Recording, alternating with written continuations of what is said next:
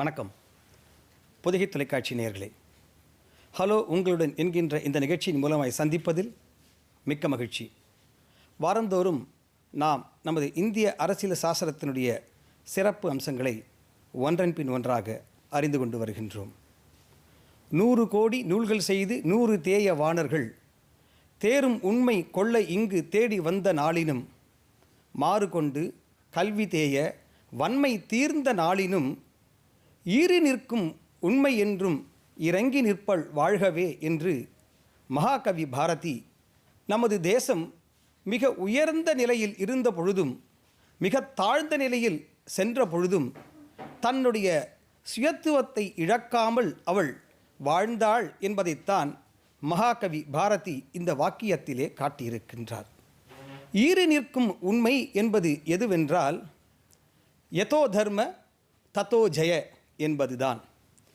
சத்தியமேவ ஜெயதே என்று சொல்லக்கூடியதான வேத வாக்கியத்தை தான் நமது உச்ச நீதிமன்றத்தினுடைய முத்திரை மட்டுமல்ல, நமது ஜனநாயகத்தின் முகத்திரையாகவும் இருக்கக்கூடியதான யதோ தர்ம ததோ ஜெய என்பதான வாக்கியத்தை காட்டுகின்ற உச்ச நீதிமன்றத்தின் உயர்ந்த கோட்பாடுகளை பற்றி இன்றைக்கு நமக்கு விளக்குவதற்காக நமது அரங்கிற்கு வந்திருக்கக்கூடிய நமது சென்னை உயர்நீதிமன்றத்தின் மேனாள் நீதியரசர் மாண்புமிகு டாக்டர் எஸ் தமிழ்வாணன் ஐயா அவர்கள் வந்திருக்கிறார். ஐயா வணக்கம். வணக்கம். இன்றைக்கு இந்த நிகழ்ச்சிக்கு நீங்கள் வந்திருப்பது என்பது சாலச் சிறந்தது என்பதாக எனக்கு தோன்றுகிறது. காரணம் என்னவென்றால், உயர்நீதிமன்றத்தினுடைய நீதிபதியாக தாங்கள் இருந்து பணியாற்றி பிறகு நுகர்வோர் அமைப்பினுடைய தலைவராகவும் தாங்கள் திகழ்ந்து பல தீர்ப்புகளை நீங்கள் வழங்கியிருக்கிறீர்கள், ஜனநாயகத்தினுடைய மாண்பினை நீங்கள் காப்பாற்றியிருக்கிறீர்கள் என்பதனாலே உச்சநீதிமன்றத்தை பற்றி இருக்கக்கூடிய இந்த கலந்துரையாடலில் தாங்கள் கலந்து கொண்டது என்பது எனக்கு மிக்க மகிழ்ச்சியாக இருக்கிறது. பொதுவாகவே ஒரு நீதியரசராக நாங்கள் ஒரு சாதாரண வழக்கறிஞராகவோ அல்லது ஒரு பொது மக்களாக இருக்கிற பொழுது எங்களுடைய பார்வை நமது அரசியல் சாசனத்தை பற்றி ஒரு புரிதல் இருக்கலாம். ஆனால் ஒரு நீதி அரசராக உங்களுடைய ஒரு புரிதலை முதலில் எங்களுக்கு வழங்க வேண்டும். முதற்கண் பொதிகை தொலைக்காட்சி நிர்வாகத்திற்கும் பொதிகை தொலைக்காட்சி நேயர்களுக்கும் பெரியோர்களுக்கு எனது வணக்கத்தையும் இளையோருக்கு வாழ்த்துதலையும் உரித்தாக்குகிறேன். இது மிகப்பெரிய அரியதோர் வாய்ப்பாகும்.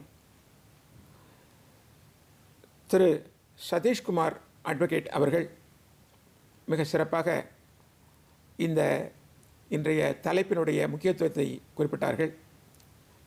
அதிலே சமஸ்கிருதத்திலும் பாரதியார் பாடலிலும் உள்ள கருத்துக்களையும் எடுத்துரைத்தார்கள். வாய்மை வெல்லும், வாய்மையே வெல்லும் என்பது தமிழ் கருத்து, சான்றோர் கருத்து. தமிழ் இலக்கியங்களில் இல்லாத நீதியியல் கோட்பாடுகள் எங்குமே இல்லை என்பது எனது கருத்து. இப்போது நாம் தலைப்புக்கு செல்வது பொருத்தமாக இருக்கும் என நினைக்கிறேன். நமது அரசியல் சாசனத்தின் அமைப்பு குறித்த எனது கருத்தை அவர்கள் கேட்டிருக்கிறார்கள். இந்திய அரசியல் அமைப்பு சாசனம் உலகில் உள்ள மிகச்சிறந்த அரசியல் சாதனங்களிலே ஒன்று என்றால் அது மிகையாகாது. இன்னமும் தலையாயது என்று சொன்னால் கூட பொருத்தமுடையதாக இருக்கும். இன்றைக்கு உலகத்திலே அமெரிக்கா, USA என்று சொல்லுகிறோமே, யுனைடெட் ஸ்டேட்ஸ் ஆஃப் அமெரிக்கா, அதுவும் பிரிட்டனும் தான் இந்த அரசியலமைப்பு சட்டங்களுக்கு முன்னுதாரணமாக இருக்கின்றன. என்னை பொறுத்தவரையிலே இந்த பிரிட்டன் அரசியலமைப்பு சட்டத்தை காட்டிலும், அமெரிக்கன் அரசியலமைப்பு சட்டத்தை காட்டிலும் இந்திய அரசியலமைப்பு சட்டம் மிக சிறப்பாக இருக்கிறது.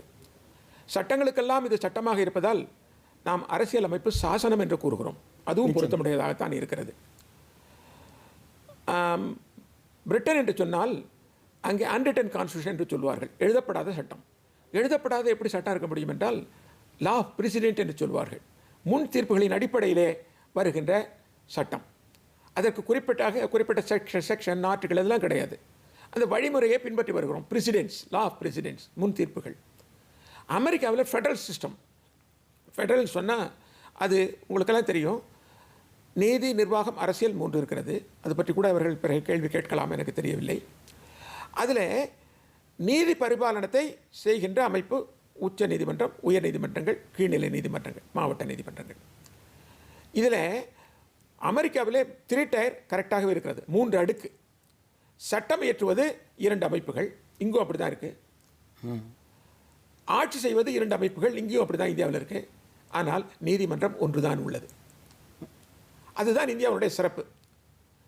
சட்டம் இயற்றுவது என்று சொன்னால் மாநிலங்களிலே மாநில சட்டசபை, லெஜிஸ்லேட்டிவ் அசம்பிளி என்று சொல்லுகிறோம். மேல் சபையும் சேரலாம், லெஜிஸ்லேட்டிவ் கவுன்சில். இப்போ தமிழ்நாட்டில் இல்லை, வர்றதுக்கு வாய்ப்பு இருக்கிறது. அங்கே பார்லிமெண்ட், லோக்சபா, ராஜ்யசபா. ஆக மத்திய அதிகாரத்துக்கு உட்பட்டது என்று சொன்னால் பார்லிமெண்ட் சட்டம் இயற்றும். மாநில அதிகாரத்துக்கு உட்பட்டது என்று சொன்னால் மாநில சட்டசபை சட்டத்தை இயற்றும். போலீஸு, உள்துறை நிர்வாகம், ஆரம்ப கல்வி, உயர்நிலை கல்வி, இதெல்லாம் வந்து மாநில அதிகாரங்களுக்கு உள்ளது. இதில் வந்து திடீர்னு மத்திய அரசாங்கம் சட்டம் இயற்ற முடியாது. வெளிவிவகாரம், இராணுவம், கரன்சி, பேங்கிங், ரயில்வேஸ், இது மாதிரி முக்கியமான துறைகளை பார்லிமெண்ட் தான் பண்ண முடியும். ஆக அங்கே ஒரு பிரிவு இருக்கிறது. இவங்கள அவங்களோ என்கரேஜ் பண்ண முடியாது. சரி, பொதுவான concurrent list, state list, central list, concurrent list, இரண்டுமே சட்டம் ஏற்றலாம். ஆனால் அதில் ஒரு கான்ட்ரவர்சி இருக்குமானால் சென்ட்ரல் லாவில் பிரிவை, மத்திய சட்டம் தான் செல்லுபடியாகும். ஆனால் எந்த சட்டமாக இருந்தாலும் அரசியலமைப்பு சட்டத்துக்கு உட்பட்டு இருக்க வேண்டும். இல்லை என்று சொன்னால் அது செல்லாது என்று அறிவிக்கிற அதிகாரம் உயர்நீதிமன்றத்துக்கும் உச்ச நீதிமன்றத்துக்கும் உள்ளது. இதுதான்.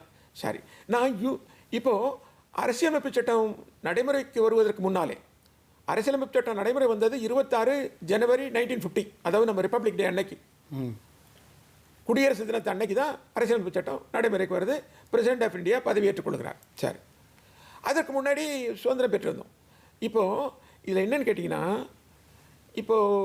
இப்போ சட்டமன்றங்கள் இருக்குது, நாடாளுமன்றம் இருக்குது, இவங்க எல்லாம் ரெண்டு அடுக்குன்னு சொன்னேன். ஆனால் நீதிமன்றம்னா அமெரிக்காவில் 2 அடுக்கு தான்.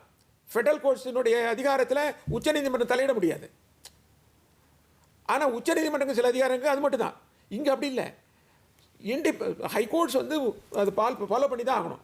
உச்சநீதிமன்ற தீர்ப்புகளை உயர்நீதிமன்றங்கள் பின்பற்றி தான் ஆகணும். ஏன்னா ஆர்டிகல் 141 ஆஃப் த கான்ஸ்டியூஷன் அழகாக சொல்கிறாங்க, any order or judgement rendered by the Supreme Court is a law declared by the Supreme Court that is binding all courts in the territory of Indiaங்கிறாங்க. அப்போ அங்கே அமெரிக்காவில் அப்படி இல்லை. அமெரிக்காவில் ஃபெடரல் கோர்ட்டுக்கு சில அதிகாரங்கள் இருக்குது, அதில் சுப்ரீம் கோர்ட் தலையிட முடியாது. இங்கே அப்படி இல்லை. இங்கே சிங்கிள் ஜுடிஷரி. இந்த கான்ஸ்டியூஷன் அசம்பிளி டிபேட் முன்னாடியே சிலர் சொன்னாங்க இது மாதிரி டியூவல் ஜுடிஷரி. டாக்டர் அம்பேத்கர் சொன்னார் முடியாது, டியூவல் ஜுடிஷரி நல்லதல்ல, இந்தியாவுடைய யூனிட்டரி இஸ் வெரி இம்பார்ட்டன்ட், அதை கட்டி காக்கின்ற பொறுப்பு சுப்ரீம் கோர்ட்டுன்னு சொல்லிட்டாங்க. அது மட்டும் இல்லை, டாக்டர் அம்பேத்கர் பேசும்போது அது பெரிய வால்யூம்ஸ், கிட்டத்தட்ட 2 வருஷம் இந்த டிபேட் நடந்திருக்கு, கான்ஸ்டியூண்ட் அசம்பிளி டிபேட். அதில் அவர் சொல்கிறாரு, if anybody ask me which is the most important article in the constitution, immediately I will say article 32. Article 32 என்ன? That is the power of the Supreme Court. Power of the Supreme Court. அது கூட further சொல்கிறாரு, இந்த article 32 மட்டும் இல்லைன்னா entire கான்ஸ்டியூஷனை தூக்கி போட்டலாம் குப்பையில். ஏன்னா ஆர்டிகல் 368 ஒன்று இருக்குது, அதில் இந்த கான்ஸ்டியூஷனை திருத்துவதற்கான அதிகாரம் பார்லிமெண்ட் கொடுக்கப்பட்டிருக்கு. சிலருக்கு சாதாரண மெஜாரிட்டி, சிலருக்கு 2/3 மெஜாரிட்டி, சிலருக்கு 2/3 மெஜாரிட்டி தவிர 50% மேற்பட்ட மாநிலங்களும் ஒப்புதல் அளிக்கணும். அப்புறம் பிரசிடென்ட் கேஸ் போட சட்டமாயிடும். சிலர் பண்ணவே முடியாதுன்னு தீர்மானித்தாங்க supreme court. That is Kesavananda Bharati versus state of Kerala 1973. அது ஒரு முக்கியமான தீர்ப்பு. Kerala education bill, Kerala land reforms bill 1973. அது 1956 டாக்டர் அம்பேத்கர் அவர்கள் இறந்து விட்டார்கள். அவர்கள் அப்போவே சொன்னார்கள், இது மாதிரி இந்த அரசியலமைப்பு சட்டத்தை காப்பாற்றுகின்ற பொறுப்பு சுப்ரீம் கோர்ட்டு தான் இருக்குது. அது வந்து ஆர்டிகல் 32, அதனால் அது ரொம்ப இம்பார்ட்டன்ட் சொன்னார். He was a law minister, he was a law professor, principal, economic professor. ஆனால் MLA, MP, minister, he was not a judge. He was advocate, no problem. ஆனால் என்னென்னா ஜுடிஷியரினுடைய இம்பார்ட்டன்ஸ் அவர் கருதினார் என்று சொன்னால் ஸ்டேட்மென்ட்ஷிப்பை காமிக்குது. அப்போ சொல்லிட்டார், ஒவ்வொரு மாநிலத்துக்கும் தனி கான்ஸ்டியூஷன் கிடையாது. அழகாக சொல்லிட்டார். இன்றைக்கி கூட பல சொல்கிறோம், என்ன சொல்கிறாங்க, யூனிட்டரிங்கிறாங்க. யூனிட்டரினா என்னது? ஒன்றியம்ங்கிறாங்க. ஒன்றியம் சொல்றதுல தவறு இல்லை, ஒன்றியம் சொல்லலாம். ஆனால் ஒன்றியம் என்பது தனி அமைப்பு, ஒரு தனி நாடு நினைச்சாங்கன்னா தவறு, ஒரு குற்றமாகும். ஏன்னு கேட்டால் அப்படி பிரிந்து செல்கின்ற உரிமை எந்த மாநிலத்துக்கும் இல்லை. தமிழ்நாடு என்பது ஒரு நாடு அல்ல, தமிழ்நாடு ஒரு மாநிலம். தெலுங்கு தேசம் என்பது ஒரு தேசம் அல்ல, ஒரு கட்சியினுடைய பெயர். அதுபோல் இவங்க அதிகாரத்துக்கு உட்பட்டு செயல்படலாம். மாநில சுயாட்சி, மத்தியிலே கூட்டாட்சி, அது தவறில்லை. ஆனால் மாநிலமே ஒரு நாடு என்று சொல்லுமோன்னா தவறு. அந்த வகையில் அந்த எண்ணத்தோடு பார்க்க முடியாது. ஏன்னா ஐரோப்பியன் கூட்டமைப்புகள் இருக்கு, அந்த கூட்டமைப்போட இந்த யூனியனை கொண்டு வர முடியாது.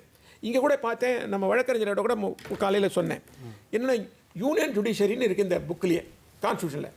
அது தவறு. யூனியன் ஜுடிஷியரியே கிடையாது. It's a judiciary for entire country. ரொம்ப அழகான ஒரு கருத்தை நீங்கள் முன்வைக்கிறீங்க. அதாவது இதில் இருக்கக்கூடிய அந்த சொற்களை நாம் எப்படி நாம் இன்டர்பிரேஷன் என்று சொல்லக்கூடிய வகை நுழைபலம் அறிந்து அவற்றை எப்படி பார்க்க வேண்டும் என்பதை அந்த இன்டர்பிரேஷன் ஆஃப் ஸ்டாட்டிடியூட்ஸ் என்று சொல்லக்கூடிய வகையிலேயும் நம்முடைய உச்சநீதிமன்றம் பல வழக்குகளையும் முன் உதாரணங்களாக இருக்கிறது என்பதை நாம் பார்க்க முடிகிறது. ஐயா, நீங்கள் சொல்லுகிற பொழுது ஒன்றை என்னால் புரிந்து கொள்ள முடிகிறது. மாநிலங்கள் மாநில அரசு அல்லது மத்திய அரசு என்பதாக பார்க்க முடிகிறது. மறுபுறத்திலே உயர்நீதிமன்றம் உச்சநீதிமன்றம் என்பதாக ஒரு பார்வையை நாம் பார்க்கின்றோம். இவற்றை நாம் ஒப்பீடு செய்து பார்க்கிற பொழுது இவற்றை எந்த வகையான பார்வையில் நாம் அணுக வேண்டும் என்பதாக நீங்கள் கருத்து? உங்கள் கருத்து மிக சிறப்பான ஒரு மையத்தை நோக்கி செல்கிறது. அது மாநில அரசு, மத்திய அரசு, மாநில அரசு அல்லது ஒன்றிய அரசு, மாநில சட்டசபை அதாவது நம்ம சட்டசபை, மத்திய சட்டசபை பார்லிமெண்ட், இது 2 அமைப்புகள், தனித்தனி அதிகாரங்கள். ஆனால் யூனியன் ஜுடிஷியரின்னு ஒன்று இல்லை. ஏன்னா ஒரே ஜுடிஷியரி தான் இருக்கு, headed by the supreme Court. அது இந்தியாவுடைய இறையாண்மை காக்கப்பட வேண்டும். மாநிலங்கள் பிரிந்து செல்லக்கூடாது. மாநிலங்கள் சுயமாக இயங்கலாம், ஆனால் தனித்து முடியாது. இந்த கருத்தினை வலியுறுத்தி தான் அண்ணல் அம்பேத்கர் அவர்கள் சிங்கிள் ஜுடிஷியரி என்ற ஒரு கருத்தினை முன்வைத்தார்கள். ஆர்டிகல் 32 பற்றியும் சொன்னார்கள். அது என்னாச்சுன்னா 1973 அம்பேத்கர் அவர்கள் உயிரோடு இல்லை, ஆனால் ஒரு கருத்து உண்மையாச்சு. என்ன பண்ணாங்க, 13 ஜட்ஜஸ், அதுதான் ஹையஸ்ட் பெஞ்ச், லார்ஜஸ்ட் பெஞ்ச். அதில் 7 ஜட்ஜஸ் சொன்னாங்க, மெஜாரிட்டி என்ன சொன்னாங்கன்னா, basic structure of the constitution cannot be amended even by the பார்லிமெண்ட்னு சொல்லிட்டாங்க. அதில் பல பேர் கிரிட்டிசைஸ் பண்ணாங்க. என்ன சொன்னாங்கன்னா, ஏங்க இவங்கெல்லாம் ஜட்ஜஸ் ஒரு 7 பேர் உட்காந்துறாங்க, 6 பேர் இப்படி சொல்கிறாங்க, 7 பேர், நாங்களாம் மக்களுடைய பிரதிநிதிகள், நாங்கள் சொல்கிறத நீங்கள் எப்படி இது பண்ணீங்க, உங்களுக்கு யார் இந்த அதிகாரத்தை கொடுத்தது அப்படிலாம் கூட கிரிட்டிசைஸ் பண்ணாங்க. அதுக்கு தெளிவாக பல சட்ட வல்லுநர்கள் பதில் சொன்னாங்க. என்ன சொன்னாங்கன்னா, சாவரன்டி ரெஸ்ட் வித் ஹூம், இறையாண்மை. Go to the பிரையாம்பிள். பிரியாம்பிள்னா முகப்பு. இறையாண்மை யாரிடம் உள்ளது? அதை பார்த்தா we the people of India solemnly resolve to constitute India a sovereign secular democratic republic. We the people of India. அப்போ பார்லிமெண்ட் சுப்ரீம் கிடையாது, சுப்ரீம் கோர்ட் சுப்ரீம் கிடையாது, எக்ஸிக்யூட்டிவ் சுப்ரீம் கிடையாது, president supreme, the people of India supreme. அவங்களுடைய right should be safeguarded. அது custodian is only the supreme court. Custodian for the fundamental rights, custodian for the constitution. அதில் என்ன சொல்கிறாங்கன்னா, முக்கியமான கருத்து, the parliamentary democracy cannot be taken away by amendment and that to adult franchise. இந்திய குடிமகனாக இருக்கணும், வயசு மட்டும்தான் வரம்பு. வேறு கண்டிஷன் படித்தவன் படிக்காதவன், ஏழை பணக்காரன், இந்த ஜாதி அந்த ஜாதி, இந்த மதம் அந்த மதம்லாம் கிடையாது. இது ஒரு முக்கியமான கருத்து, இதை மாற்ற முடியாது. ரெண்டாவது செக்குலரிசம், மதச்சார்பின்மை. மதன பர்வட்டர் செக்குலரிசம் இல்லை, ரியல் செக்குலரிசம், எல்லா மதத்தினருக்கும் சம உரிமை அளிப்பது. Independence of judiciary subject to reasonable restrictions. Then judicial review, judicial independence of judiciary and judicial review. இந்த 4 கருத்துக்கள் பேசிக் ஸ்ட்ரக்சர். இதை நீங்கள் எடுக்க முடியாது. ஏன்னா மக்களுடைய அடிப்படை உரிமை பாதிக்கிற மாதிரி அது போகுது. அதை காக்க வேண்டிய பொறுப்பு சுப்ரீம் கோர்ட், உச்சநீதிமன்றத்துக்கு. Therefore உச்சநீதிமன்றம் என்பது custodian for the fundamental rights, custodian of the constitution. That was proved in Kesavananda Bharathi in 1973. அதனால் சிலர் தங்களுடைய உச்சநீதிமன்ற தலைமை நீதிபதி ஆவதை வாய்ப்பை இழந்தார்கள். மாண்புமிகு HR கண்ணா இன்னமும் உலகம் பூரா போற்றுகிறது. அமெரிக்காவில் கூட ஆர்டிக்கல் எழுதினாங்க, இந்தியாவில் ஒரு நீதிபதி, மிகப்பெரிய நீதிபதிக்கு சிலை வைக்கணும்னா அது HR கண்ணான்னு. அவர் அதற்கு கொடுத்த விலை என்னென்னா, அவர் தலைமை நீதிபதி ஆகிருக்கணும், நம்பர் 2 இருந்தார். இந்த ஜட்ஜ்மெண்ட்டுகளை சில இதை கொடுத்ததுனால அவர் என்னாச்சு, அது போக முடியல. ஆனால் அவரை பற்றி இன்றைக்கும் பேசிக்கொண்டிருக்கிறோம். அதாவது நம்முடைய ஜனநாயகத்தை எப்படியெல்லாம் காப்பாற்ற வேண்டும் என்று அடிப்படையிலாக இருக்கக்கூடிய ஒரு குடிமகன் முதலாக, அரசு அதிகாரிகள் முதலாக, மாநில அரசு, மத்திய அரசு மற்றும் நீங்கள் சொல்லக்கூடிய நீதித்துறையுடைய மிக உயர்ந்த பதவியாக தலைமை நீதிபதியாக இருப்பவர்கள் கூட இந்த ஜனநாயகத்தை கட்டி காக்க வேண்டும் என்கின்ற கருத்தில் அவர்கள் செயல்பட்டிருக்கிறார்கள் என்கின்ற ஒரு அற்புதமான ஒரு வரலாற்று நிகழ்வை நீங்கள் எங்களுக்கு சொன்னீங்க. நாம் ஒரு சிறிய இடைவெளிக்கு பிறகு நிகழ்ச்சியை மீண்டும் தொடரும். வண்ண கொடியிலே வண்ணங்கள், நம் வண்ணங்கள், நம் வண்ணங்கள். வண்ண யாத்திரையின் அடியிலே நாம் அனைவரும், நாம் அனைவரும். பிறந்து எழுந்த இரும்பு மனிதன் சர்தார் பட்டேல், எரிமலை போல பொங்கி நின்றார் சந்திரசேகர் ஆசாத். தூக்கு மேடையை ஊஞ்சலாக்கினான் பகத்சிங், சிறைச்சாலையை முத்த முழக்கமிட்டான் வீர சவர்க்கர். அன்னை பாரதி பாராட்டிய சுபாஷ் சந்திர போஸ், சுதந்திரம் என் உரிமை என்று கூறிய திலகர். பட்டிம் சந்திரன் மனதில் கொண்டது வந்தே மாதரம். பட்டி தொட்டியும் கேட்டு நடந்தன காந்தியின் வழியில். தாழ்ந்த மக்களை ஈடுபடுத்திய பிர்சா முண்டா, மௌலானா நானா சாஹிப், அனைத்து சேர்ந்த மாமா நேரு. ஜெயப்பிரகாஷ், கபர் கான், பாரத போரில் சரோஜினி, கோவிந்த குரு ஷாம் பிரசாத், சுப்பிரமணிய சிவ கேரள கேளப்பன். எத்தனை எத்தனை தியாகிகளோடு விடுதலை போராட்டம். அவர்கள் சிந்திய ரத்தத்தினாலே வந்தது சுதந்திரம். மெல்ல மெல்ல பரவியது சுதந்திர காற்றே. பாரத மாதா நெற்றியில் ஜொலிக்கும் மூவர்ண திலகம். இது புண்ணிய பூமி, இது உன்னத பூமி. தங்க யோகம், சுவர்ண யோகம். தங்க யோகம், வண்ண யோகம். மூவண்ண கொடியிலே வண்ணங்கள் நம் வண்ணங்கள், நம் வண்ணங்கள். மூவண்ண யாத்திரையின் அடியிலே நாம் அனைவரும், நாம் அனைவரும்.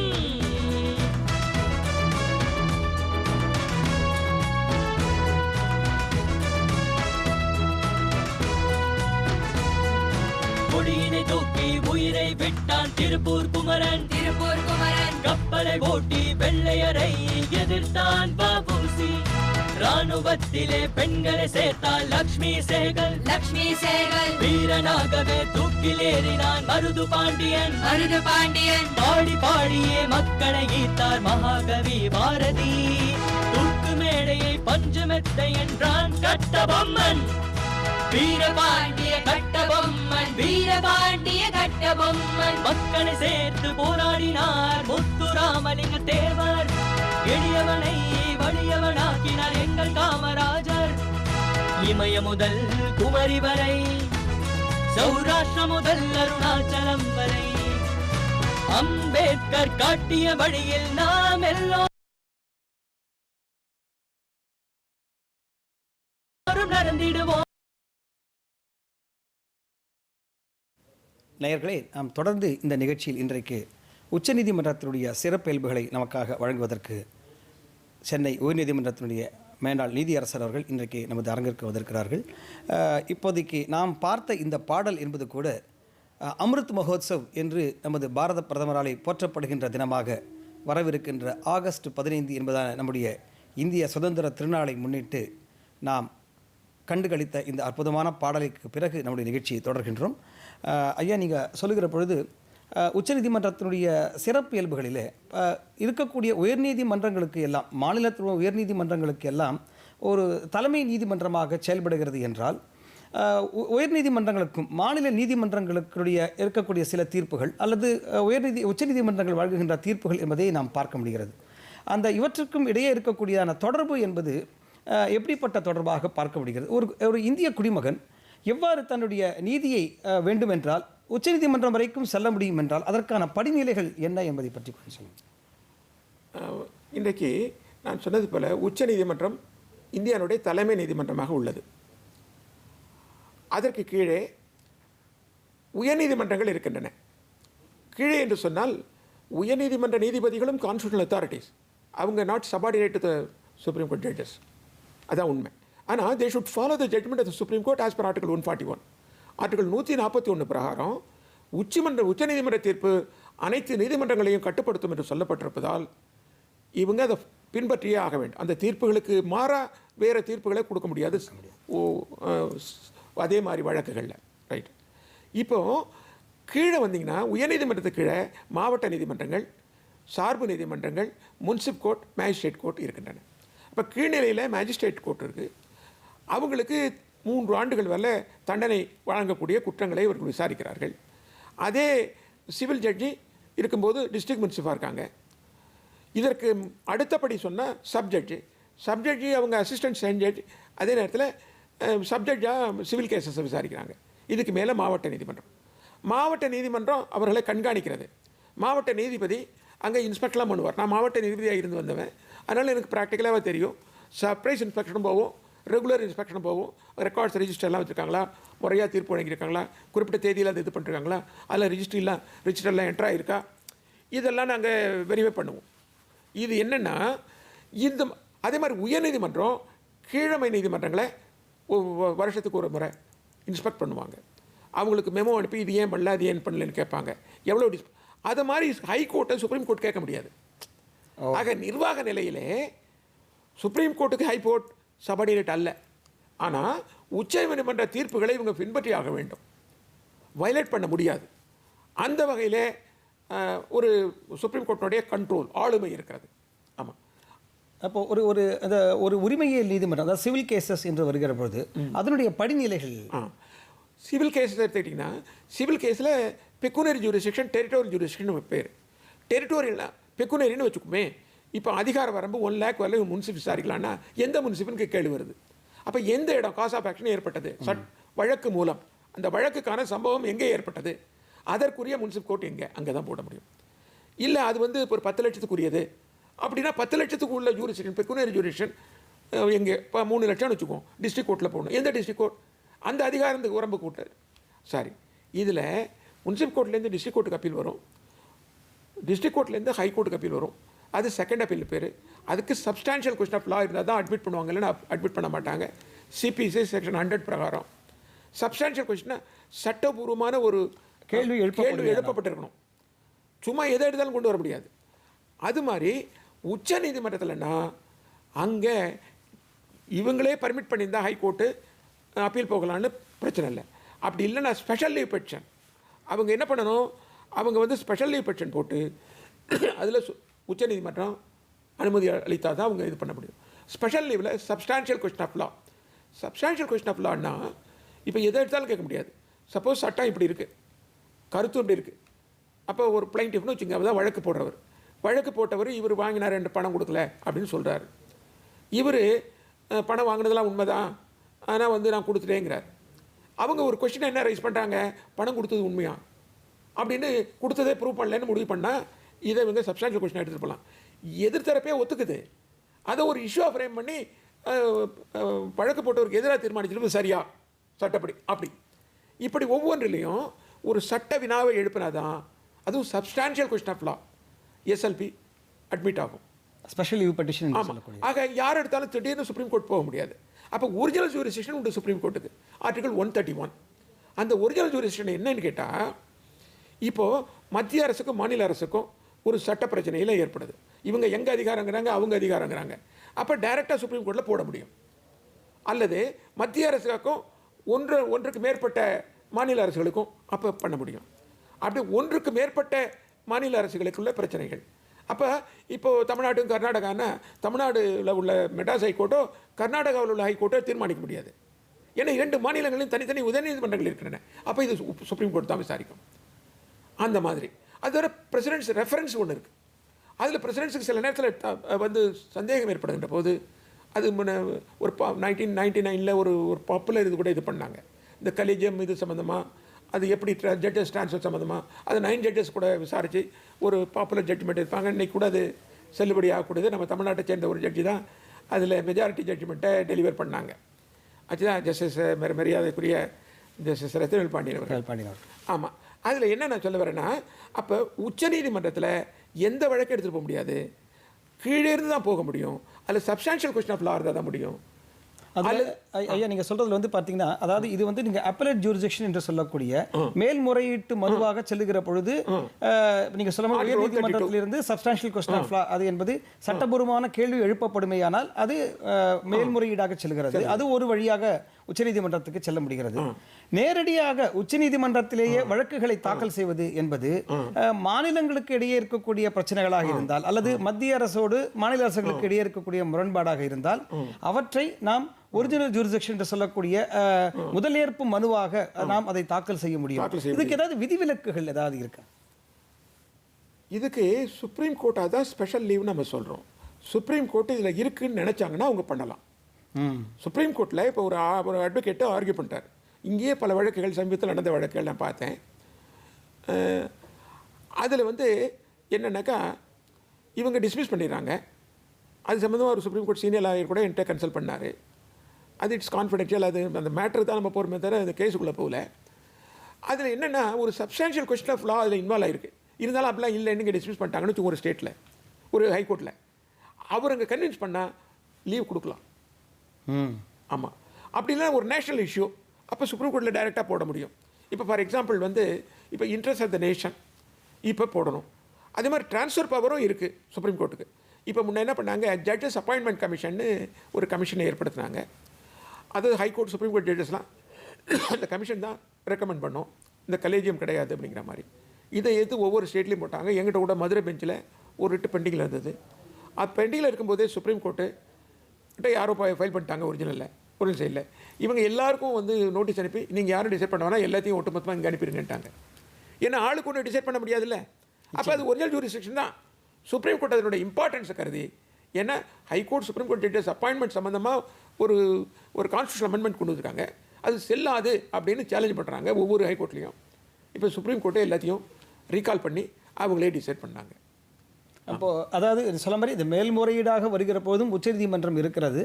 மாநிலங்களுக்கு இடையே இருக்கக்கூடிய அது மத்திய அரசுக்கு இடையே இருக்கக்கூடிய முரண்பாடுகள் இருக்குமேயானால் அது முதல் ஏற்பு மனுவாக முதல் ஏற்பு வழக்காக அவை தீர்மானிக்கப்படுகிறதுன்னு பார்க்குறோம். எனக்கு இன்னும் ஒரு சின்ன சந்தேகங்கய்யா. அதாவது இரு குடிமகன்கள், ஒருவர் வேறு மாநிலத்தைச் சேர்ந்தவர், மற்றொருவர் வேறு மாநிலத்தைச் சேர்ந்தவர், இவர்களுக்கு இடையே இருக்கக்கூடிய வழக்கு என்பது இவர் தன்னுடைய உயர்நீதிமன்றத்திற்கு தான் மனு தாக்கல் செய்ய முடியும் என்று நினைப்பார். மற்றவர் என்னுடைய மாநிலத்தில் தான் நான் மனு தாக்கல் செய்வேன், என்னுடைய உயர்நீதிமன்றத்தில் மனு தாக்கல் செய்வேன் என்று சொன்னால், இப்போது இந்த இரண்டு உயர்நீதிமன்றங்களுக்கு இடையே இருக்கக்கூடிய அது வழக்காக அது பார்க்கப்படுகிறது. அப்படி என்றால் அது எவ்வாறு உச்சநீதிமன்றத்தினுடைய செயல்பாடு? கட்டறிந்த வழக்கறிஞர்கள் கேட்ட கேள்வி சிறிது நகைப்பினையும் உண்டாக்குகிறது. இங்கே மாநிலங்களே கிடையாது, ஒரு இந்தியா தான், ஒரு குடிமகன் தான். இவங்களுக்கு எல்லாருக்கும் எல்லா உரிமையும் உண்டு. வெவ்வேறு நாடுகள்னா தான் இந்த பிரச்சனை வரும். இப்போ கர்நாடகாவில் ஒருத்தர் இருக்கார், இல்லை நாங்கள் கர்நாடகா ஹைகோர்ட்டில் தான் இருப்பேன், இல்லை தமிழ்நாட்டில், அப்படி கேள்வியே கிடையாது. அங்கே காஸ் ஆஃப் ஆக்ஷன் இங்கே ஏற்பட்டது.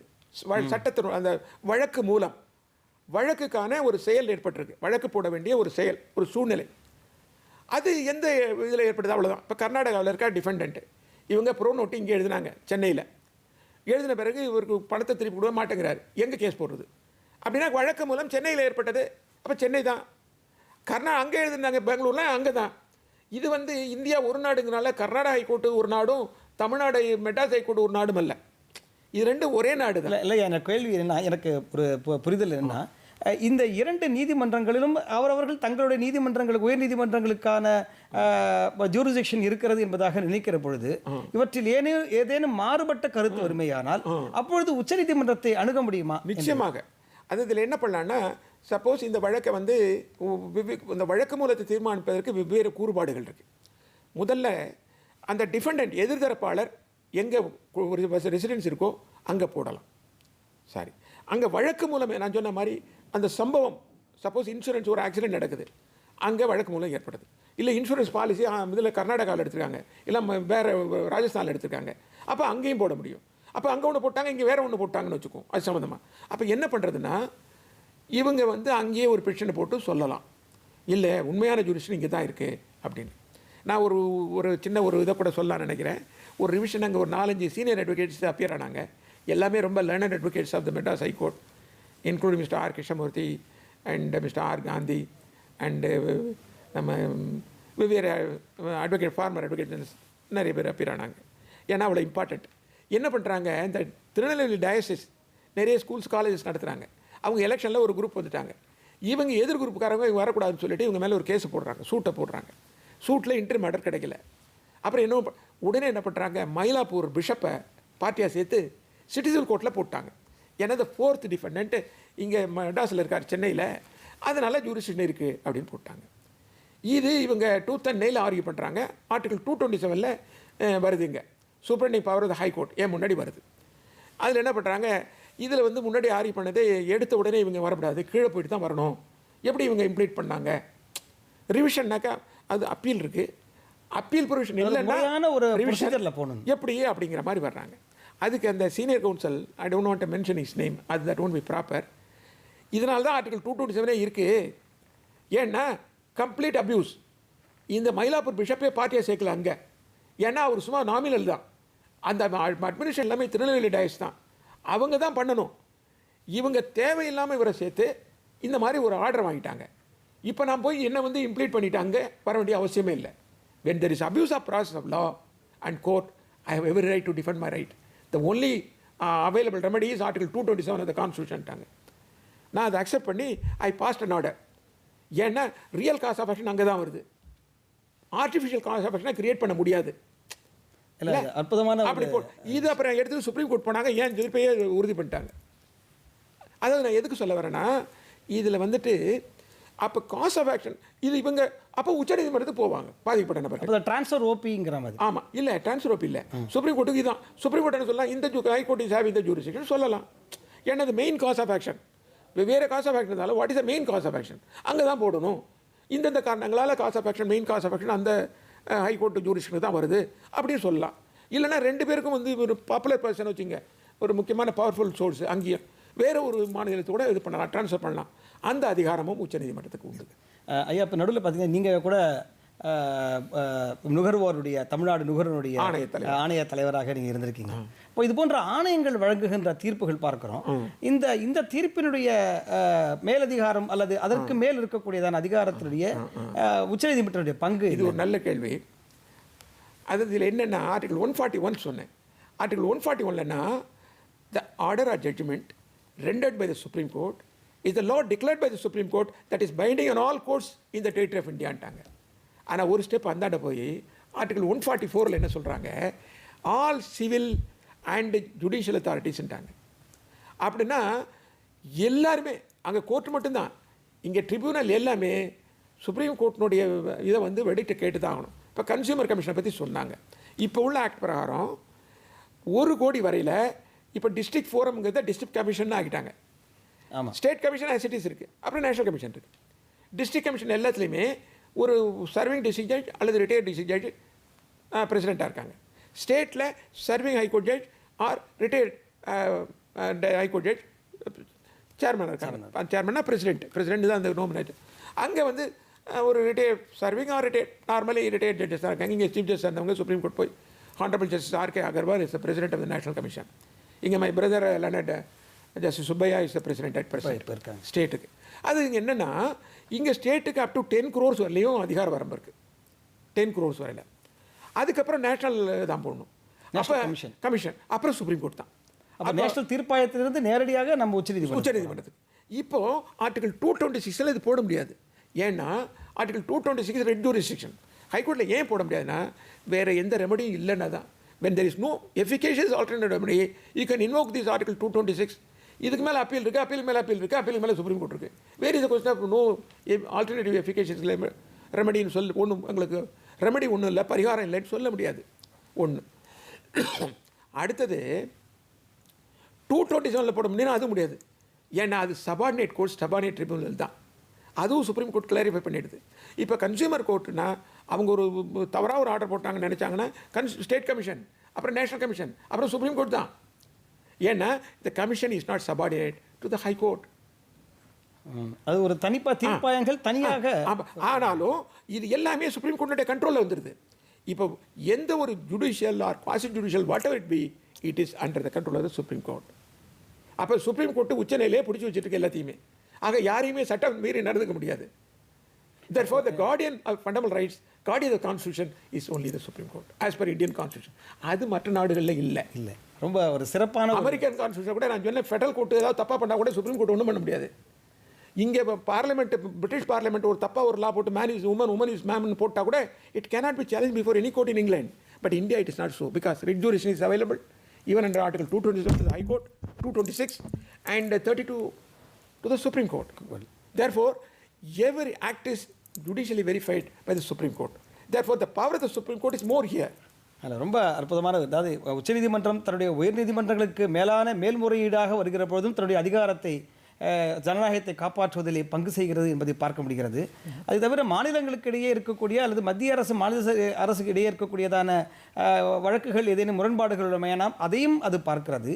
தீர்ப்பாயங்கள் மூலமாக வரக்கூடிய வழக்காக இருந்தாலும் அதனையும் உச்சநீதிமன்றம் தன்னுடைய ஜனநாயகத்தை நிலைநாட்டுவதற்காக அதை காப்பாற்றுகிறது என்பதை பார்க்க முடிகிறது. இப்போ நீங்கள் சொன்ன மாதிரி ஒரு உயர்நீதிமன்றத்தில் இன்னொரு நீதிமன்றம் யாருக்கு அந்த வழக்கை விசாரிப்பதற்கான ஒரு வரம்பு இருக்கிறது என்பதை பார்க்கிற போதும் உச்சநீதிமன்றம் தன்னுடைய கருத்தை தெரிவிக்கிறது என்று பறந்து விரிந்து எப்படிப்பட்டதான ஒரு நீதி வழங்கப்பட வேண்டும் என்றாலும் அடிப்படை குடிமதம் முதலாக நாட்டினுடைய மாநிலம் முதலாக அல்லது மத்திய அரசாக இருந்தாலும் இவ அனைற்றுக்கும் மேலாக உச்சநீதிமன்றம் செயல்படுகிறதுன்னு பார்க்க முடியுது. இதில் எனக்கு இன்னொரு சின்ன ஒரு உங்கள்கிட்ட கேட்கணும்னு ஆசைப்படுறாங்க.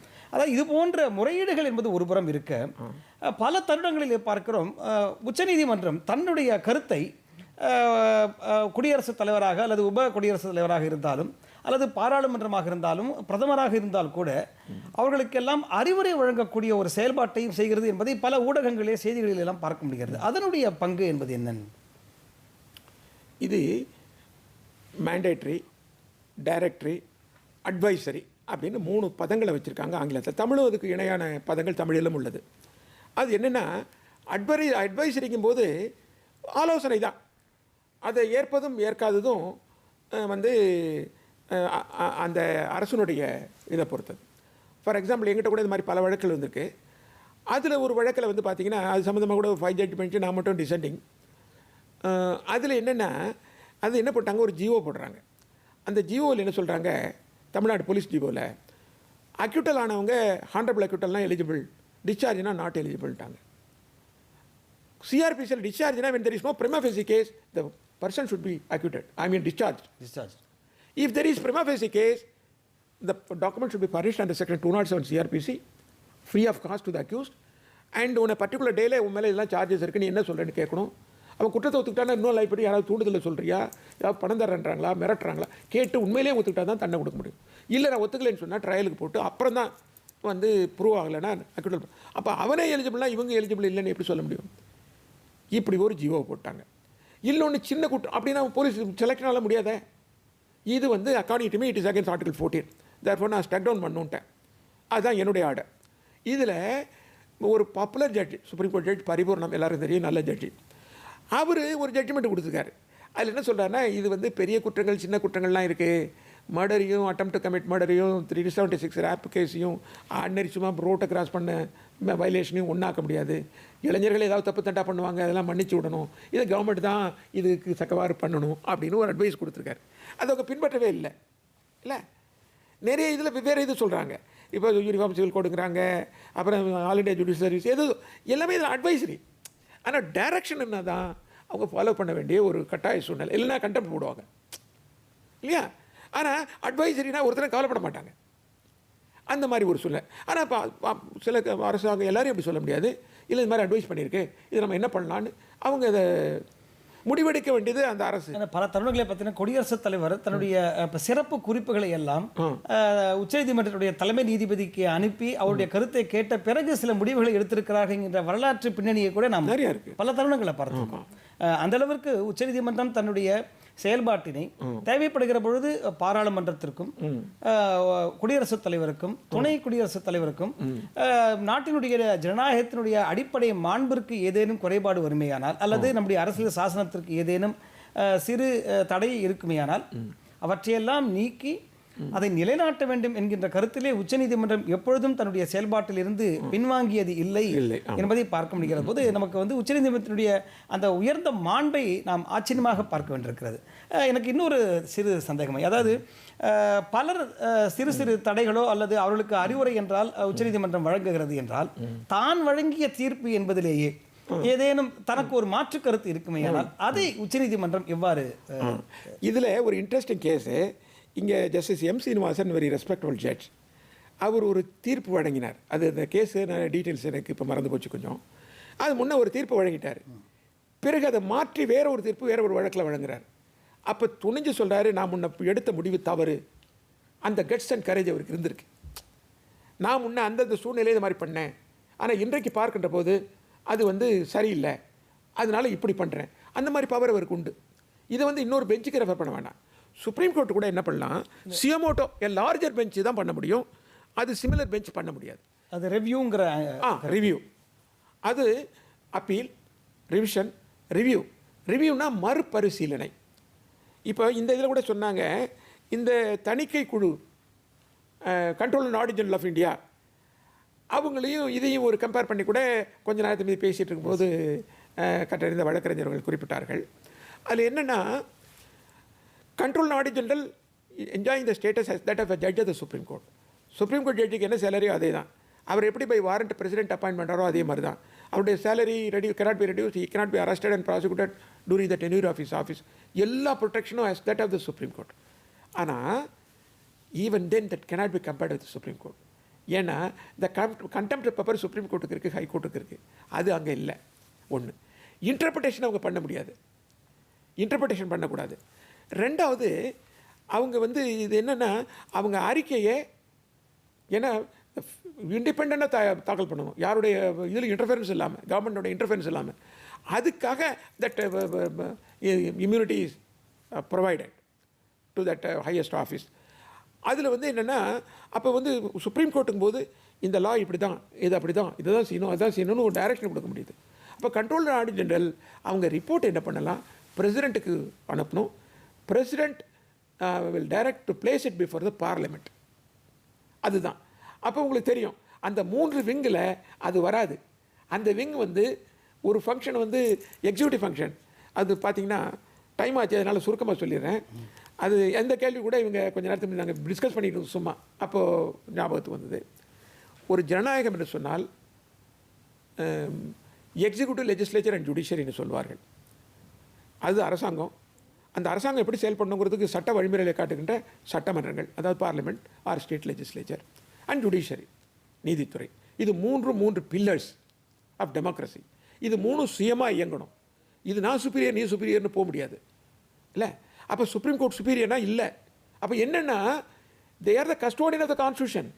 அப்போ கான்ஸ்டியூஷனல் வயலேஷன் இருக்கும்போது they will interfere. It's not interference to safeguard the அரசியல் சாசனத்துடைய மிகப்பெரிய காப்பாளனாக அதுவும் ஃபண்டமெண்டல்ஸுடைய காப்பாளனாக. Fundamental rights are human rights. Human rights வந்து 10th December 1948 டிக்ளேர் பண்ணாங்க யுஎன்ஓ. அது அத்தனையும் நம்ம இன்கார்பரேட் பண்ணிருக்கோம் அவர் கான்ஸ்டியூஷனில். அந்த human rights should be protected. அது சொன்ன மாதிரி இந்த நாட்டுடைய சாவரிட்டி, இறையாண்மை மக்களிடம் உள்ளது. அந்த மக்கள் சில அதிகாரங்களை சில ஆர்கனை கொடுத்துருக்காங்க. மக்கள் தான் அதிகாரத்தை பார்லிமெண்ட்டுக்கும், கவர்மெண்ட்டுக்கும், சுப்ரீம் கோர்ட்டுக்கும், ஹைகோர்ட்டுக்கும் கொடுத்துருக்காங்க கான்ஸ்டியூஷன் பிரகாரம். அந்த மக்களுடைய ரைட்டு பாதிக்கக்கூடாது, அதை காப்பாற்ற வேண்டிய டியூட்டி சுப்ரீம் கோர்ட்டுக்கு இருக்குது. ஐயா, இப்போ நீங்கள் சொல்லும் பொழுது ஒரு உச்சநீதிமன்றத்திற்கு இருக்கக்கூடியதான அந்த அதிகாரம் என்பது ஒரு கான்ஸ்டியூஷனுடைய ஒரு காப்பாளராக செயல்படுகிறது என்றால் அதற்குன்னு இருக்கக்கூடிய அதுக்கு ஒரு எல்லை இருக்க வேண்டும் இல்லை? எது வரைக்கும் இந்த எல்லை இருக்கும்? அந்த எல்லை என்றால் என்ன? இதுக்கு என்ன வழிமுறை வகுக்கப்பட்டிருக்கிறது இன்றைய சூழ்நிலை? அது அந்த திருக்குறள் ஒன்று, தற்காத்து தற்கொண்டான் பேணி தகை சான்ற சொற்காத்து சோர்விழால் பெண்பான். சுப்ரீம் கோர்ட்டுக்கு இது பொருந்தும். அவர்களை தங்களை தாங்களே காப்பாற்றிக் கொள்ள வேண்டும். காப்பாற்றினா கெட்ட பேர் வராத அளவுக்கு, தவறு இழைக்காத அளவுக்கு. ஏன்னா ஒரு உச்ச நிலையில் வந்து இவங்களை யார் ஆடிட் பண்ணுறதுன்னு போனால் அப்போ எல்லையே இல்லாமல் போயிடும். அந்த சூழ்நிலை தான் இருக்கிறார்கள். அப்போது இந்த ஜட்ஜஸ் அப்பாயின்மெண்ட்டு, இப்போ இதை கூட கான்ஸ்டியூஷனல் அமெண்ட்மெண்ட்டை கூட ஸ்டட் டவுன் பண்ணாங்க. அப்போ வாட் இஸ் த மோடஸ் ஆபரண்டி? இன்றைக்கி தமிழ்நாடு புதுச்சேரியில் 85,000 அட்வொகேட்ஸ் இருக்கிறதா அந்த சேர்மன் அன்றைக்கி சொன்னார், bar council chairman mister Amalraj. அப்போ பார்த்தா 85,000 ஒரு 20,000 30,000 பேர் 10 வருஷத்துக்கு மேலே ஸ்டாண்டிங் உள்ளவங்க. இவங்களை எப்படி செலக்ட் பண்ணுறீங்க? What is the modus operandi? சில பேர் சீஃப் கோர்ட்லேயே போய் உட்காந்துருக்க மாட்டாங்க, எல்லா ஸ்டேட்லையும், தமிழ்நாட்டை சொல்லலை. அப்போது இதுக்கு வழிமுறைகளை யார் கண்டுபிடிப்பது? சுப்ரீம் கோர்ட்டு தான் இல்லை. நாம் நம்மை காப்பாற்றிக்கணும். நம்ம பற்றவங்க தப்பாக நினைக்கக்கூடாது. எப்போ என்ன ஜட்ஜிங்கிறார் இப்படி இருக்கார் அப்படி இப்படி ஒவ்வொருத்தவங்களும் சில ரெஸ்பான்சிபிலிட்டி இருக்குது. அது மாதிரி இந்த ரெஸ்பான்சிபிலிட்டி இந்த அமைப்புக்கு உண்டு. இந்த அமைப்பு ஒரு ரெஸ்பெக்டபிள் பெரிய அமைப்பு. அந்த அமைப்பை தான் சுப்ரீம் கோர்ட் நம்ம சொல்லிகிட்டு இருக்கோம். இப்போ அதுதான் சுப்ரீம் கோர்ட். அப்போ ஜட்ஜஸ்னுடைய அந்த இது செல்ஃப் ரெஸ்ட்ரெயின்னு சொல்கிறாங்க, அது ரொம்ப அவசியம். அதை அவங்களே ஏற்படுத்தி கொள்ளணும். அதுக்கான அப்பப்போ வந்து இப்போது அவங்க கூடும்பொழுது கூட அதை பண்ணலாம். அப்படி இல்லைன்னா அப்போ அதுக்கு மோடஸ் ஆபரண்டி அவங்க தான் பண்ண முடியும். இப்போது எப்படி ஹவு டு செலக்ட், அப்புறம் அக்கௌண்டபிலிட்டிங்கிறாங்க, ஜுடிஷியல் அக்கௌண்டபிலிட்டி. இது பலமுறை பேசப்பட்டது, பத்திரிகைகளெல்லாம் எழுதுகிறாங்க. What is accountability? எப்படி என்ன? நோபடி இஸ் அபவ் லா. அப்போது இன்க்ளூடிங் த சுப்ரீம் கோர்ட், அதை யார் வாட்ச் பண்ணுறது?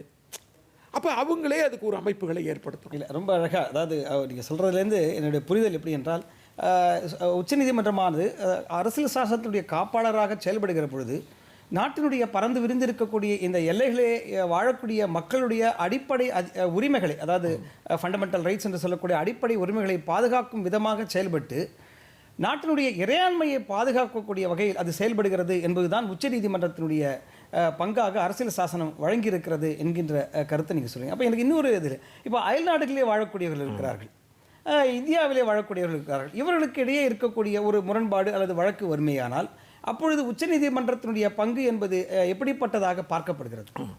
இதுவும் நல்ல கேள்வி. இது முன்ன சொல்லும்போது மாநிலங்கும் போது ஒரே நாட்டு மக்கள் தான். ஆனால் அயல் நாட்டவர்னு சொல்லும்போது இதில் சிட்டிசன்ஷிப்புங்கிற ஒரு கொஸ்டின் ஏற்படுது. இங்கே கூட நம்ம அரசியலமைப்பு சட்டத்தில் அதுக்கான ஆர்டிக்கல் இருக்குது. அப்போது வேறு ஒரு நாட்டில் இந்திய நாட்டை சேர்ந்தவர் வாலண்டரியாக ஒரு சிட்டிசன்ஷிப் ஏற்பட்டால் இங்கே உள்ள சிட்டிசன்ஷிப் போயிடும், இங்கே குடிமகனாக இருக்க மாட்டார். சரி, சம்மந்தம் இல்லாமல் கூட ஒரு இந்தியன் வந்து ஒரு ஃபாரின் லேடியை மேரேஜ் பண்ணிருக்காருன்னு வச்சுக்கோங்க, அவங்க அந்த நாட்டு பிரஜையாகவே இருக்காங்க. இப்போ அவங்களுக்குள்ள ஒரு மெட்ரிமோனியல் டிஸ்பியூட் எந்த லா ப்ரிவைல் ஆகும் அப்படிங்கிற ஒரு கேள்வி. இல்லை ஒரு அஃபென்ஸ் ஒரு இந்தியனுக்கும் வேறு ஒரு ஃபாரினருக்கும், அப்போ இந்தியன் கோர்ட்டு விசாரிக்குமா அந்த ஃபாரின் கோர்ட்டு விசாரிக்குமா? ரெண்டு பேரும் வேறு மூன்றாவது நாட்டில் இருக்காங்க. இந்த இந்தியன் வந்து ஒரு ஆள் கம்ப்ளைனண்ட்டு, அக்யூஸ்ட் வந்து வேறு ஒரு நாட்டை சேர்ந்தவன், இருக்கிறது வேறு எந்த நாடு? இதுக்கெல்லாம் வந்து இன்டர்நேஷ்னலாக ப்ரைவேட் இன்டர்நேஷ்னலான்னு இருக்குது, உங்களுக்கு தெரியும். அதில் வந்து மிக தெளிவாக கூறப்பட்டிருக்கு. டாமிசைல் என்று சொல்லுவார்கள். ஒருத்தவங்க சிட்டிசன்ஷிப் வேறு, ரெசிடென்ஸ் வேறு, டொமிசைல் வேறு. டொமிசைல்னால் ஒருத்தவங்க பர்மனெண்ட்டாக எங்கே இருக்கிறதா அவங்க இது பண்ணுறாங்களோ அது டாமிசைல். அந்த லா வில் ப்ரொவைட். இப்போது இவங்க சொன்ன மாதிரி பார்த்தீங்கன்னா ஒரு ஃபாரினர் இப்போ இந்தியனே ஒரு குற்றத்தை பண்ணிட்டு ஃபாரினுக்கு போய் அங்கே செட்டில் ஆகிட்டாப்ல, இப்போ உங்கள் எக்ஸ்ட்ராடிஷன் கேட்கலாம். அந்த நாட்டுக்கு நீங்கள் இந்த இதை அந்த அனுப்பி வைங்க, இந்த ஆள் மேலே. அந்த நாட்டுக்கும் நமக்கும் ஒரு அந்த எக்ஸ்ட்ராடிஷன் ஒப்பந்தம் இருந்ததுன்னா உடனே அனுப்பிச்சுடுவாங்க. இல்லை ஃப்ரெண்ட்லி நேஷன்னாலும் அனுப்பிச்சுடுவாங்க. சில பேர் விதண்டாவாதன்னா நான் அனுப்ப மாட்டேன்பாங்க. அப்போ இங்கேருந்து நாமளும் அனுப்ப மாட்டோம். பட் இன்டர்நேஷ்னல் பிரகாரம் இந்த மாதிரி இதுக்கெலாம் ஒத்துழைப்பு கொடுக்கணும். ஏன்னா அப்போ தான் இன்டர்நேஷ்னல் கிரைம் ஒழியும். ஒருத்தன் போதை கடத்திட்டு ஓடி போயிட்டான், வேறு நாட்டில் ஒதுங்கியிருக்கான், அவனை வந்து நம்ம இங்கே பிடிச்சி விசாரிக்கணுமே. ஆமாம், இல்லை ஒரு டெரரிஸ்ட் ஆக்டிவிட்டியில் ஈடுபட்டு நிறைய பேர் கொண்டுட்டு ஓடி போயிட்டான். அப்போ என்னென்னா, அப்போ ஃபாரின் நேஷ்னல்னால் கூட நாம் வந்து த்ரூ தட் கண்ட்ரி தான் நம்ம பண்ண முடியும். நாமளே அங்கே என்டர் ஆக முடியாது, அவங்களும் இந்தியாவில் என்டர் ஆக முடியாது. இந்த ஃப்ரெண்ட்லி இதில் தான் பண்ண முடியும். நம்ம பிரஜைன்னா வி ஹேவ் த ஜூரிஸ்டிக்ஷன், அவங்களுக்கு அதை தெரிவிக்க முடியும். அவங்கள்ட்டேருந்து அந்த பிரஜை இங்கே அனுப்ப சொல்லி இங்கே வழக்கு நடத்தி நம்ம தண்டனை கொடுக்கலாம், அல்ல விடுதலை பண்ணலாம். இப்போ நீங்கள் சொல்ல அடிப்படையில் பார்த்தாக்க உச்சநீதிமன்றம் சில அதற்கான வழிமுறைகளை மத்திய அரசுக்கோ அல்லது பாராளுமன்றத்துக்கோ அனுப்புகிற பொழுது இரு நாடுகளுக்கும் இடையே இருக்கக்கூடியதான அந்த புரிந்துணர்வு ஒப்பந்தம், இந்த இன்டர்நேஷனல் ட்ரீட்டி என்று சொல்லக்கூடிய அந்த இரண்டு நாடுகளுக்கு இடையே இருக்கக்கூடியதான புரிந்துணர்வு ஒப்பந்தம் எப்படி இருக்கிறது, அல்லது புரிந்துணர்வு ஒப்பந்தம் இல்லை என்றால் ஐக்கிய நாடுகள் வழிவகுத்திருக்கக்கூடிய ஏதேனும் வழிமுறைகள் இருக்குமேயானால் அதை பின்பற்றி அது போன்ற நீதியை நாம் நிலைநாட்ட முடியும் என்பதையே நாம் பார்க்க முடியும். இதில் எனக்கு இன்னொரு கேள்விங்கய்யா, உயர்நீதிமன்றத்திற்கு ஒரு சில உரிமைகள் இருக்கிறது, உச்சநீதிமன்றத்துக்கு சில உரிமைகள் இருக்கிறது என்று பார்க்கிற பொழுது அதையும் கடந்து இருக்கக்கூடியதான ஒரு சுதந்திரம் எப்படி வழங்கப்பட்டிருக்கிறதோ அப்போ சுதந்திரத்துக்கு சில கட்டுப்பாடுகளும் வழங்கப்பட்டிருக்கும். சுதந்திரம் என்று சொல்லுகிற போதே அதற்கு கட்டுப்பாடு இருக்கிறது என்று பார்க்க முடிகிறது. அதற்கு கட்டுப்பாடுகள் என்று ஏதாவது இருக்கிறதா? நிறைய கட்டுப்பாடுகள் இருக்குது. அது ஃபார் எக்ஸாம்பிள் எடுத்துக்கிட்டிங்கன்னா முதல்ல ப்ரொஃபஷனாகவே எடுத்துக்கோங்க. இப்போது ஒரு டாக்டர் கவர்மெண்ட் டாக்டராக இருக்கார், ஆஃப்டர் ரிட்டைர்மெண்ட்டு அவர் ப்ராக்டிஸ் பண்ணுவார். இல்லை ஒரு என்ஜினியராக இருக்கார், சீஃப் என்ஜினியர், அவர் பண்ணுவார். என் கூட ஒருத்தர் லா படித்தார், அவருக்கு வயசு ஒரு 60க்கு மேலே இருக்கும். அவர் இப்போ வைஸ் சான்சலர் இருந்த மால்கம் ஆதிசேஷையாவுக்கு ஒரு கிளாஸ்மேட்டு, அவர் சீஃப் இன்ஜினியராக இருந்து ரிட்டையர் ஆகி வந்துட்டார். ஆனால் ஒரு ஹைகோர்ட் ஜட்ஜி திரும்பவும் அதே ஹைகோர்ட்டில் ப்ராக்டிஸ் பண்ண முடியாது. அந்த ஹைகோர்ட் ஜட்ஜிக்கு அந்த ஹைகோர்ட்டுக்கு உட்பட்ட கோர்ட்டுகள்லையும் ப்ராக்டிஸ் பண்ண முடியாது. சுப்ரீம் கோர்ட் ஜட்ஜாக இருந்தால் இந்தியாவில் எங்கேயுமே பண்ண முடியாது. ஏன் இப்படி ஒரு ரெஸ்ட்ரிக்ஷன் அப்படின்னு நம்ம கேட்கலாம். ஏன்னா to protect the dignity of the office இல்லையா. இன்னொன்று அது வெவ்வேறு வகைகளில் அது நம்ம டீட்டெயிலாக போக வேண்டாம். அவங்க ஜூனியர்ஸ் அங்கே ஜட்ஜஸாக இருப்பாங்க. இன்னொன்று அவங்க போய் எங்கே போயிட்டு அதெல்லாம் சொல்கிறதெல்லாம் நல்லா இருக்காது. ஆக அவங்க அந்த மாதிரி ஒரு பார் இருக்குது. அது மாதிரி இப்போ பார்த்தீங்கன்னா இப்போ ரிப்போர்ட்டுக்கு போட்டு மற்றதெல்லாம் இவங்க கொடுக்குறதில்ல. பேப்பர் நியமனம் அல்லது அவர்களை நீக்குவது என்பது உயர்நீதிமன்ற நீதிபதிகளோ அல்லது உச்சநீதிமன்ற நீதிபதிகளோ நீக்குவது என்றதை கூட பாராளுமன்றத்துடைய அதிகாரத்துக்கு உட்பட்டதாக அல்லது குடியரசுத் தலைவர் அதிகாரத்துக்கு உட்பட்டதாக. அதாவது அது என்ன பண்ணுறாங்க, இம்பீச்மெண்ட் ப்ரொசீடிங்ஸ் தான். இப்போ பிரசிடெண்ட்டை வந்து இம்பீச் பண்ணுறது என்ன முறையோ அதே மாதிரி தான் இங்கே. அப்போ என்ன பண்ணும், இதை முன்னாடி இது பண்ணி அவங்க வந்து இம்பீச்மெண்ட்டுக்கு வந்து முகாந்திரங்கள் இருக்குதுன்னு சொல்லி அப்போ 2/3 மெஜாரிட்டி அது கூட பிரசிடெண்ட்டுக்கு கூட என்னென்னா லோக்சபாவில் ராஜ்யசபாவில் எந்த சபாவிலையும் முன்னாடி இப்போ பாஸ் பண்ணலாம் அந்த இம்பீச்மெண்ட். 2/3 மெஜாரிட்டி இங்கே வந்து அங்கே போச்சுன்னா அப்புறம் பிரசிடெண்ட்டுக்கு எடுத்து போட்டு இது பண்ணலாம் அந்த மாதிரி. ஆனால் இந்தியாவில் இது மாதிரி நடந்ததில்லை. பட் அது தான் யோசிக்கிறாங்க என்ன பண்ணுறதுன்னு. இதுக்கு வழிமுறைகளை மாண்புமிகு சுப்ரீம் கோர்ட் நீதிபதிகள் தான், உச்சநீதிமன்ற நீதிபதிகள் தான் தீர்மானிக்கணும். But when there is right or when there is power, there should be some restriction. It should be regulated properly. இப்போ ஒரு வெஹிக்கிளுக்கே நம்ம ப்ராப்பராக இது பண்ணுறோமே, சைலன்சர் வைக்கிறோம், ஏன் இல்லைன்னா சத்தம் வந்துடும். அது மாதிரி செல்ஃப் கண்டைன்டு இதாக இருக்கணும். அது அப்படி பண்ணோன்னா அந்த பவர் வந்து சுப்ரீம் கோர்ட் தான் அதை பார்க்கணும். ரொம்ப அருமையா, கிட்டத்தட்ட அந்த கடந்த 1 மணி நேரம் எப்படி போனதே தெரியல. அற்புதமாக உங்களுடைய கருத்தை நீங்கள் வந்து உச்சநீதிமன்றத்துடைய செயல்பாடுகள் எவ்வாறெல்லாம் இருக்கிறது, ஒரு அப்பலேட் ஜூரிசெக்ஷன் என்ற வகையில் மேல்முறையீடு செய்வது என்பதும், முதலேற்பு வழக்குகள் என்றால் அதை எப்படி தீர்மானிப்பது என்பதும், வழக்குகளை மாற்றக்கூடிய மாநிலங்களுக்கிடையே இருக்கக்கூடிய முரண்பாடுகளை எப்படி தீர்ப்பது என்று, அவருடைய எல்லைகள் என்ன, கட்டுப்பாடுகள் என்ன என்பதெல்லாம் மிக அழகான உதாரணங்களோடு எங்களுக்கு நீங்கள் அற்புதமாக தெரிவித்தீர்கள். உங்களுடைய பொன்னான நேரத்தை எங்களுடைய நேயர்களுக்காகவும் பொதிகை தொலைக்காட்சிக்காகவும் வழங்கியதற்காக நிலையத்தின் சார்பாக எங்களுடைய மனமார்ந்த நன்றியை நன்றி. தங்களுக்கும் பொதிகை தொலைக்காட்சி நிலையத்தாருக்கும் இதனை கண்ணுறுகின்ற அத்துணை பேருக்கும் எனது மனமார்ந்த நன்றியையும் வாழ்த்துக்களையும் உரித்தாக்குகிறேன். நன்றி, வணக்கம்.